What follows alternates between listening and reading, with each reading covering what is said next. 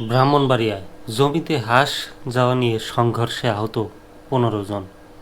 অনেক দিন পরে ব্রাহ্মণবাড়িয়ার খবর পাওয়া গেল। ব্রাহ্মণবাড়িয়ার খবর তো আছে, মানে এরকম দলবদ্ধভাবে সংঘবদ্ধভাবে গ্যাঞ্জাম এলাকা ভিত্তিক, সেটা অনেক দিন পরে আর কি। ব্রাহ্মণবাড়িয়ার নাসিরনগরে পূর্ব বিরোধের জেরে দুই পক্ষের সংঘর্ষে ১৫ জন আহত হয়েছে।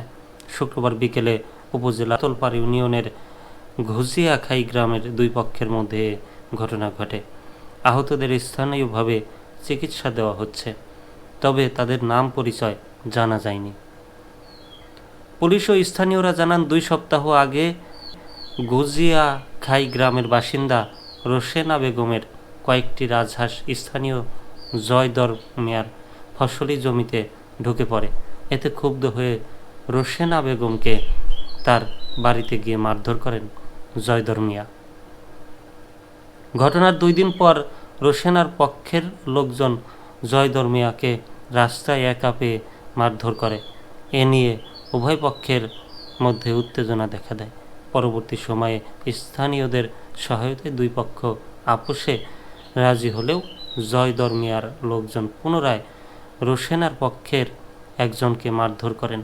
এ নিয়ে উভয় পক্ষই থানা ও আদালতে মামলা করে। এ ঘটনার জেরে শুক্রবার বিকেলে অস্ত্রশস্ত্র নিয়ে উভয় পক্ষ সংঘর্ষে জড়িয়ে পড়ে। বিকেলে ৫টা পর্যন্ত চলা সংঘর্ষে অন্তত ১৫ জন আহত হয়। এ বিষয়ে জয়দর মিয়ার ও রোশেনার মুঠোফোনে একাধিকবার কল দিলেও বন্ধ থাকায় বক্তব্য নেওয়া সম্ভব হয়নি। চাতলপাড় ইউনিয়ন পরিষদের চেয়ারম্যান মোহাম্মদ রফিক মিয়া বলেন, জমিতে হাঁস যাওয়াকে কেন্দ্র করে কিছুদিন আগেও দুই পক্ষ সংঘর্ষে জড়িয়েছিল। এ নিয়ে আদালতে মামলা রয়েছে।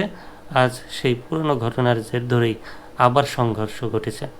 নাসিরনগর থানার ভারপ্রাপ্ত কর্মকর্তা খায়রুল আলম জানান, পূর্ব বিরোধের জেরে দুই পক্ষের সংঘর্ষ হয়েছে।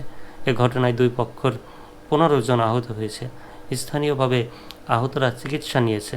বর্তমানে পরিস্থিতি শান্ত আছে। শুক্রবার রাত ৯টা পর্যন্ত থানায় কোনো পক্ষ অভিযোগ দায়ের করেনি।